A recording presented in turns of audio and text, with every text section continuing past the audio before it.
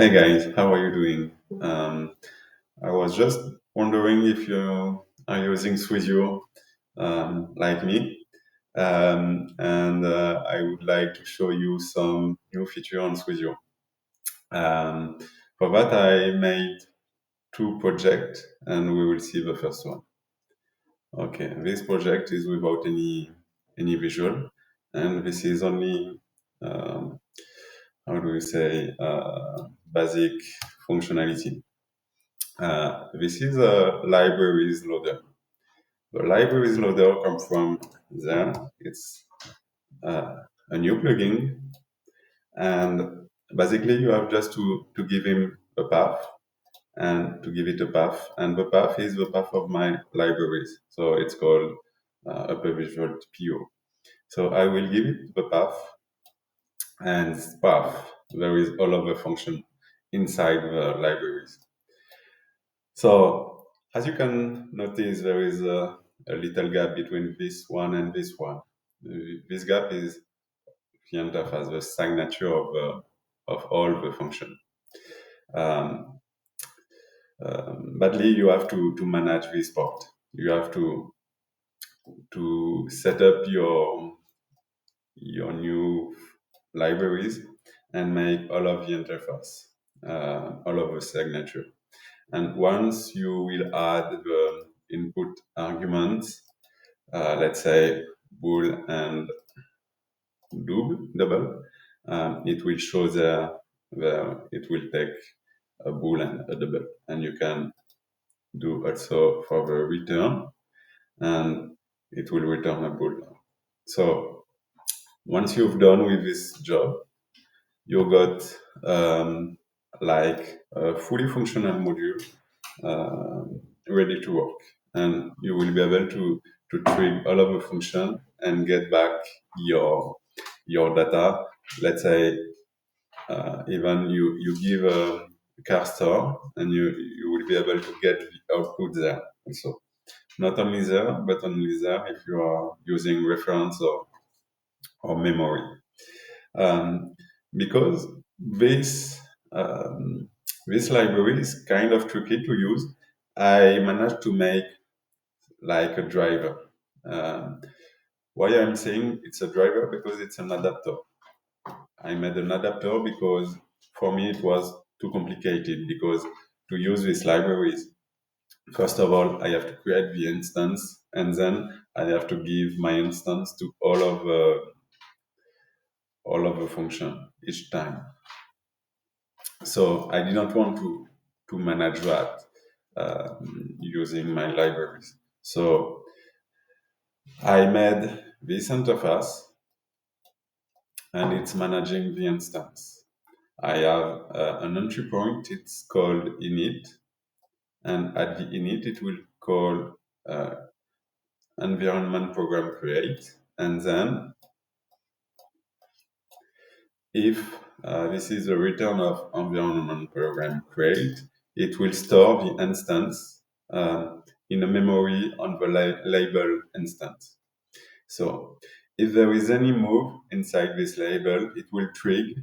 This is the add to memory. It will trigger another part of my application. It will trigger this get from memory. Get from memory from label instance. And each move of this label will trigger another output there. So it means like that all of my input, their begin session, begin chapter, will be able to use the last instance, because it will trigger the output, it will be stored there, and it will make a vector with my instance, and then with my all my inputs there. So run test will go through a vector size of 2 there, and this is my instance, and this is a car star. So once I've done that, I got a project, and I save my project, and my project is called Leap Test Adapter. And I will use my new adapter in another project with Jex Loader. Jex Loader, if I drag and drop a new one, it's this block. If I give him a pass and trig open, it will open my and found all of the input and the output of the other project. So the path I gave, it's lib test adapter dot checks. It means it was the previous project. So on startup, it will open my new project and it will also call the init input. Like that, after that, I will be able to use all of the interface I defined, and it will trigger all the outputs. So I can manually trigger some function. I can try with run test, and for that I will add a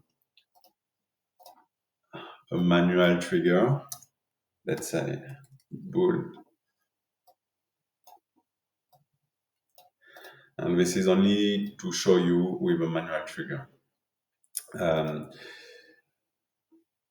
This will create a new vector of 2 dimensions. With first dimension, it will be a string, and the other one, it will be a bool. But I don't care because run test will only manage the first one. So, and both will trigger the output because this is the input trigger the output. So if I change one of both, it will trigger a new vector. So let us try with this. If I trigger, okay, the run test function had a return with an int, and it was -1. It's an error. Let's say we can trigger this one,